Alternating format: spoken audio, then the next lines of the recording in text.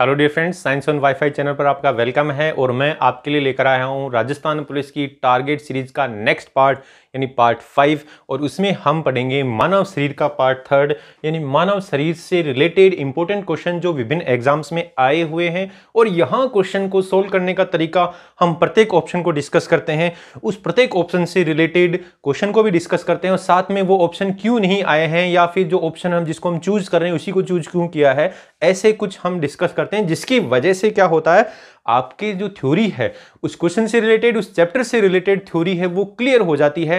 और यहां पर क्वेश्चन के माध्यम से अगर थ्योरी को हम बैक जाके पढ़ते हैं तो वो ज्यादा स्ट्राइक करती है और वो ज्यादा याद रहती है। तो जिन बच्चों को साइंस थोड़ा सा अच्छा नहीं लगता या फिर जिनको टफ लगता है, वो अगर इस तरीके से पढ़ेंगे तो उनको डेफिनेटली इंप्रूव होने वाला है। तो दोस्तों, मैं आपके लिए डेली ऐसी क्लास ला रहा हूं और जब तक आपका राजस्थान पुलिस का एग्जाम नहीं हो जाता, यानी वैसे तो एग्जाम है वो प्रपोज्ड है ना, मई के अंदर प्रपोज्ड है, लेकिन फिर भी मैं कहता हूं कि जब तक एग्जाम होता है तब तक आपको डेली ऐसी क्लास मिलती रहेगी। आपको डेली यहां पर 10 मिनट देना है और उस 10 मिनट के थ्रू आपको यहां पर ऐसे 10 इंपॉर्टेंट क्वेश्चन मिलेंगे और वो क्वेश्चन एग्जाम्स में आए हुए हैं और उनके साथ में आपका एक थ्योरी का रिवीजन होगा। तो दोस्तों, 10 मिनट निकालना कोई ज्यादा बड़ी बात नहीं है। अगर आप 10 मिनट निकालेंगे तो आपको यहां 1 घंटे जितना आपको नोट्स मिलेगा, क्योंकि आप 1 घंटे में उतना चीजें नहीं पढ़ पाएंगे जितने इस 10 मिनट में आपको बहुत सारी चीजें एक साथ संकलित हुई मिलेंगी। तो यहां पर देखिए, हमने टॉपिक वाइज क्वेश्चन लेके आए हैं, तो मानव शरीर के बारे में पढ़ रहे हैं। तो ऊपर वाले ने अगर चाहा तो इन क्वेश्चनों में से राजस्थान पुलिस में क्वेश्चन आने वाले हैं, श्योर आने वाले हैं, क्योंकि ये ऐसे क्वेश्चन हैं जो बार बार एग्जाम्स में रिपीट हुए हैं। तो दोस्तों, अगर आपको सिलेक्ट होना है तो आप इन क्वेश्चन की प्रैक्टिस कीजिए और हमारे चैनल को लाइक और शेयर कीजिए, इस वीडियो को लाइक और शेयर कीजिए, चैनल को सब्सक्राइब कर दीजिए ताकि ज्यादा से ज्यादा लोगों तक ये पहुंचे और आपको भी फायदा मिल सके। तो देखिए, नेक्स्ट क्वेश्चन इसमें मानव शरीर से संबंधित क्वेश्चन, बड़ा ही फेमस क्वेश्चन है। कई बच्चे गच्चा खा जाते हैं कि मनुष्य में त्वचा किस स्थान पर सबसे अधिक मोटी होती है, त्वचा किस स्थान पे। तो हम देखते हैं कहां पर है, हमारे शरीर पे नजर डालें तो यहां ऑप्शन है नितंबों पर यानी बटोक यानी कूल्हे पर। तो कूल्हे पर देखते हैं, वास्तव में वहां स्किन है, काफी उभार होता है कूल्हों पे, तो नितंबों पे। तो इस तरीके से आप कह सकते हैं वहां पर जो हिप्स होते हैं उन पे होती तो है, लेकिन वो स्किन मोटी है या नहीं अभी हमें पता नहीं है। सिर में तो बोले सिर में तो बालों के नीचे पता नहीं चल रहा। होठों पे तो काफी पतली है ना, काफी पतली है। हथेली पे भी देखते हैं, लेकिन कंफ्यूजन कहां होता है, बच्चे सोचते हैं हिप्स यानी नितंबों पे होगी। जी नहीं दोस्तों, आपकी जो हथेली है, हथेली में स्किन देखो, पीछे स्किन देखो, कितना फर्क है, काफी मोटी होती है, क्योंकि यहां घर्षण ज्यादा होता है। ये ऐसी सतह जहां घर्षण ज्यादा होता है, तो यहां स्किन की मोटाई हथेली पर सबसे अधिक होती है। बड़ा ही इंपॉर्टेंट क्वेश्चन है, कई बच्चे इस ऑप्शन को कर देते हैं। नेक्स्ट क्वेश्चन देखिए, मानव शरीर का सबसे बड़ा अंग, लार्जेस्ट ऑर्गन कौन सा है, यानी लार्जेस्ट मतलब आकार वाइज अगर बात करें तो यकृत, लीवर जानते हैं काफी बड़ा है, मस्तिष्क भी काफी बड़ा दिख रहा है आपको, इसके अंदर होता है खोपड़ी में, हृदय भी इतना सा होता है। तो हृदय तो काफी छोटा लग रहा है, लेकिन मस्तिष्क और यकृत को देखें तो काफी बड़े लगते हैं, लेकिन दोस्तों ये भी बड़े नहीं है। बड़ा क्या है, त्वचा पूरे शरीर पर है, तो त्वचा को भी हम अंग बोलते हैं और त्वचा मानव शरीर का सबसे बड़ा अंग है। बहुत ही प्यारा क्वेश्चन है, कई एग्जाम्स में आया हुआ है।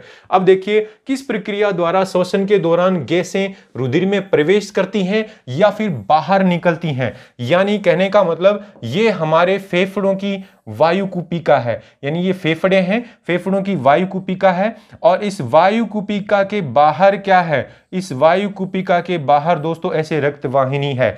तो अभी देखिए, इस रक्त के अंदर क्या आया है, बोले CO2 आई है, रक्त में CO2 क्या है दोस्तों, रक्त के अंदर CO2। ये CO2 यहां इस वायु कुपिका में आ जाती है और फिर यहां फेफड़ों के माध्यम से बाहर निकल जाती है। लेकिन यहां इसमें जब ऑक्सीजन आती है तो ये ऑक्सीजन इस रक्त में ऐसे प्रवेश करती है। तो दोस्तों देखिए, यहां पर ये फेफड़ों की वायु कुपिका है, फेफड़ों की एल्वियोलाई है, और ये है रक्त वाहिनी, यानी फेफड़ों के अंदर जो केशिका है वो है। तो इस रक्त वाहिनी में ऑक्सीजन तो यहां प्रवेश कर रही है और CO2 बाहर निकल रही है। तो ये गैसों का जो आदान प्रदान होता है, गैसें रुधिर से बाहर निकल रही हैं, उसमें प्रवेश कर रही हैं, इस प्रक्रिया को हम क्या कहेंगे। तो यहां देखिए, ऑप्शन है परासरण, विसरण, अपोहन या उपरोक्त में से कोई नहीं। तो दोस्तों, वैसे गैसें अपने अधिक दाब से कम दाब की ओर विसरित हो जाती हैं, प्रवाहित हो जाती हैं, तो ये विसरण है, ओस्मोसिस नहीं है। ओस्मोसिस तो परासरण तो जल से संबंधित है। किससे संबंधित है दोस्तों, जल के प्रवाह से संबंधित है।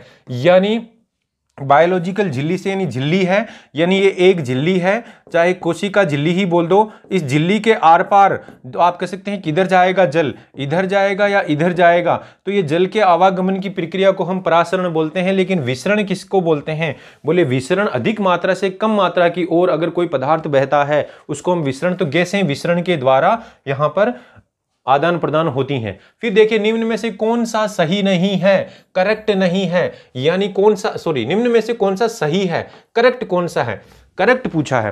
तो यहां ऑप्शन देखिए, सभी धमनियों में ऑक्सीकृत रक्त यानी ऑक्सीजनेटेड ब्लड प्रवाहित होता है। सुनने में तो ऐसे आता है कि धमनियों में क्या बहता है, धमनियों के अंदर क्या बहता है दोस्तों, शुद्ध रक्त बहता है। शुद्ध रक्त का मतलब क्या होता है दोस्तों, यानी ऑक्सीकृत रक्त बहता है। ऑक्सीकृत रक्त का मतलब क्या है, उसमें ऑक्सीजन घुली हुई है, ठीक है ना, ऐसा हमें पता है।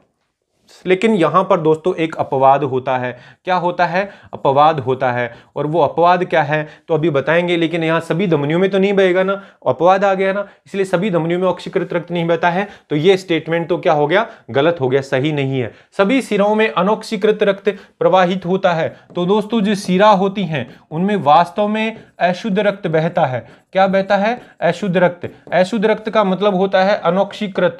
क्या होता है? अनॉक्सीकृत। लेकिन दोस्तों अनॉक्सीकृत रक्त बहता है, लेकिन यहां पर भी एक अपवाद है, यहां पर भी अपवाद है, यानी सभी सिराओं के अंदर अशुद्ध रक्त नहीं बहता है। तो दोनों ही कथन क्या हो गए, गलत हो गए। नेक्स्ट कथन देखो, फुफ्फुस धमनी यानी पल्मोनरी आर्टरी के अलावा सभी धमनियों में ऑक्सीकृत रक्त प्रवाहित होता है। यह सही बात है, धमनियों में ऑक्सीकृत रक्त प्रवाहित होता है। लेकिन अपवाद क्या है दोस्तों, अपवाद है यहां पर फुफ्फुस धमनी। क्या है दोस्तों? फुफ्फुस धमनी, यानी जो फेफड़ों की तरफ जा रही है, ठीक है ना, हृदय से निकल के फेफड़ों की तरफ जा रही है, जिसको पल्मोनरी आर्टरी बोल रहे हैं, उसमें अशुद्ध रक्त बहता है। तो सभी धमनियों वाला भी गलत हो गया, सभी सिराओं वाला भी, तो ये सही हो गया, ठीक है ना। नेक्स्ट ऑप्शन को देखो, फुफ्फुस धमनी के अलावा सभी धमनियों में अनॉक्सीकृत रक्त प्रवाहित होता है। नहीं, फुफ्फुस धमनी के अंदर तो अशुद्ध रक्त प्रवाहित होता है और सभी धमनियों में शुद्ध रक्त यानी ऑक्सीकृत रक्त प्रवाहित होता है। ये तो स्टेटमेंट ही उल्टा लिख दिया, तो ये भी गलत है दोस्तों। तो ये ध्यान रखिए, एक बड़ा ही इंपॉर्टेंट क्वेश्चन यहां पर लिखा हुआ है। अब देखिए नेक्स्ट दोस्तों,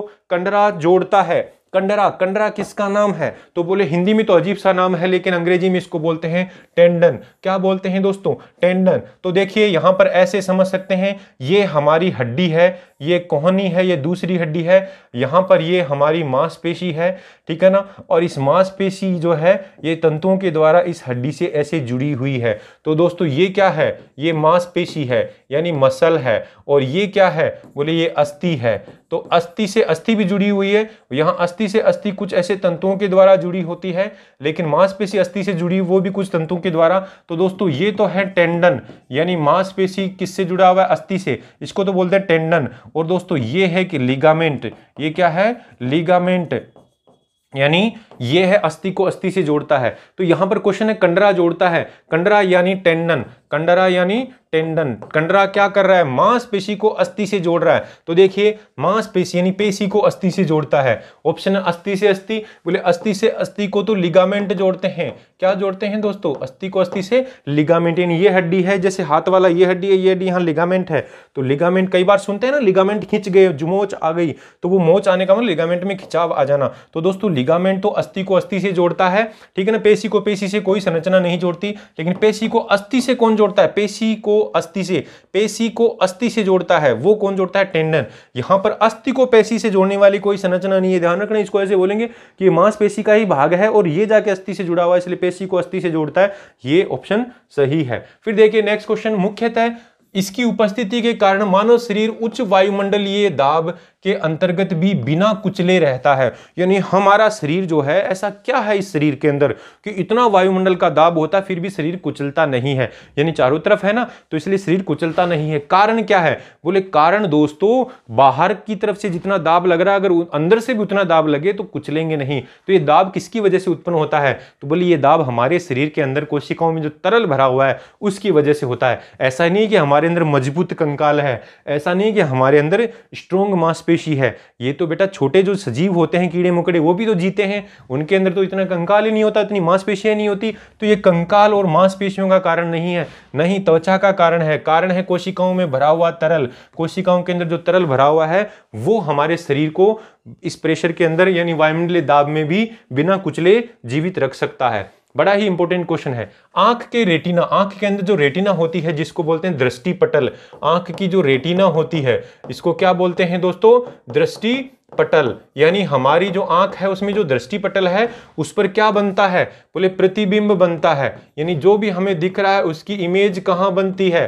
बोले उसकी इमेज किस पे बनती है? रेटिना पे बनती है, ये हमें पता है। तो अब इसकी तुलना परंपरागत कैमरे के किस भाग से की जा सकती है? तुलना परंपरागत कैमरे के किस भाग से तुलना की जा सकती है? तो बोले प्रतिबिंब बन रहा है, फोटो बन रही है। तो बोले कैमरे में भी फोटो कहां पर बनती थी? पुराने वाले कैमरे में बोले फिल्म आती थी, उसके ऊपर फिल्म पे बनती थी, ठीक है ना, लेंस पे नहीं बनती थी। शटर तो बंद कर, आवरण बंद करने का काम, शटर बंद करने का काम, लेंस में से लाइट जाती है आर पार, लेकिन जो फिल्म होती है जो एक्सरे जैसी हुआ करती थी, रील जिसको बोलते थे, ठीक है ना, नेगेटिव जिसको बोलते थे, तो उस पर फोटो जाके छप जाती थी और वो किसका काम कर रही थी? रेटिना का काम। बड़ा ही इंपॉर्टेंट क्वेश्चन है दोस्तों। नेक्स्ट क्वेश्चन है, यदि किसी व्यक्ति की रुधिर वाहिकाओं ब्लड वेसल की त्रिज्या कम हो जाए तो उसका रक्तदाब, तो मान लीजिए दोस्तों किसी व्यक्ति की रुधिर वाहिका है ये इतनी बड़ी है और इसकी त्रिज्या कम हो जाए, त्रिज्या कम का मतलब इसका व्यास कम हो गया, यानी ये पतली हो गई। तो पहले इसके अंदर रक्त भरा हुआ था, अब इतने में से भरा हुआ है, यानी पहले आप कह सकते हैं इतना व्यास था और अब इतना सा व्यास है, तो व्यास यानी त्रिज्या कम हो गई है। तो अब बोले इसके अंदर तो तरल भरा हुआ है, इसमें जो रक्त भरा हुआ है उसका दाब तो पहले इतनी देर पे लग रहा था, अब ये सक्रिय हो गई है तो रक्त का दाब बढ़ जाएगा, अंदर का दाब क्या हो जाएगा? बढ़ जाएगा। दोस्तों बड़ी पाइप है और सक्रिय पाइप है, तो बड़ी पाइप में से पानी जा रहा है और उसका कनेक्शन सक्रिय पाइप से कर दें तो सक्रिय पाइप के अंदर तो दाब बढ़ेगा ना, तो हम बोलेंगे रक्त का दाब क्या हो जाएगा? रक्त दाब बढ़ेगा। दोस्तों ये आपको ध्यान में रखना है। ऐसे ही घुटने की अस्थि नी बोन का नाम है। तो दोस्तों अभी मैंने बताया था लेग के अंदर अस्थियां बताई थी, फीमर बताई थी, तो फीमर तो हमारी जांग जो है, जांग की अस्थि का नाम क्या है? फीमर है दोस्तों। जांग की अस्थि का नाम क्या है? फीमर। फ्यूमरस हमारे हाथ की अस्थि है, हाथ की अस्थि यानी कंधे व कोहनी के बीच की अस्थि। टीबिया हमारे टांग की अस्थि यानी घुटने और टखने के तक की अस्थि। पटेला जो है वो घुटने की अस्थि है। ये क्या है दोस्तों? घुटने की अस्थि है। तो पटेला, इसको याद कैसे रखेंगे? तो बोले पटेल, हम किसी सरनेम की बात नहीं कर रहे। हमारे राजस्थान के अंदर जो पुराने बुजुर्ग गांव के अंदर हुआ करते थे, वो बुजुर्ग हुआ करते थे पुराने टाइम में, वो क्या करते थे? वो पंचायत में बैठते थे, इसलिए उनको हम पटेल बोलते थे। हाँ, यहाँ सरनेम की बात नहीं कर रहे, पटेल है ना, पटेल मतलब जो पंचायत करने वाले, तो वो उम्र दराज होते थे, उन्हीं को पटेल बनाते थे। तो उम्र दराज लोगों में क्या होता है, जब वो बैठते हैं उठते हैं तो क्या करते हैं? घुटनों के हाथ लगा के बैठते हैं, घुटनों के हाथ लगा के ही खड़े होते हैं, ठीक है ना, ऐसे होते हैं। तो जो पटेल होते हैं, जो उम्र दराज लोग हैं, वो घुटनों पे हाथ लगा के उठते बैठते हैं, इसलिए हम कह सकते हैं, ऐसे याद रख लेंगे कि घुटने की अस्थि का नाम पटेला। तो ये पटेला जो है ये आपको इस तरीके से याद रख सकते हैं। नेक्स्ट क्वेश्चन देखो, ईईजी, ईईजी का प्रयोग किसकी गतिविधि दर्ज करने के लिए किया जाता है? तो हमने ईसीजी पढ़ा था, इलेक्ट्रोकार्डियोग्राम। क्या पढ़ा था दोस्तों? इलेक्ट्रोकार्डियोग्राफ या ग्राम ऐसे बोला था, मशीन को तो ग्राफ बोला था। और ऐसे ही अब ये ईईजी शब्द आया है तो कंफ्यूज कर सकता है, हम डायरेक्ट कई बार हृदय को टिक कर देते। नहीं दोस्तों, वो ईईजी नहीं, ईईजी है, पढ़ने में ध्यान रखना है, वो ईसीजी नहीं है, ईईजी है। तो ईईजी कहां के लिए होता है? तो वो देखिए इसका फुल फॉर्म होता है इलेक्ट्रो एनसीफेलोग्राम, एनसीफेलोग्राम यानी एनसीफेलो जो है ये इस तरीके का एक शब्द होता है, एनसीफेलोग्राम है ये, इलेक्ट्रो एनसीफेलोग्राम। तो दोस्तों इलेक्ट्रो एनसीफेलोग्राम है, यानी यहां पर आपने देखा होगा कभी कभी हमारे दिमाग में कुछ मस्तिष्क में प्रॉब्लम हो जाती है, जैसे मान लो मिर्गी के दौरे आते हैं या फिर कुछ अजीब सी हरकतें होती हैं, तो क्या होता है दोस्तों?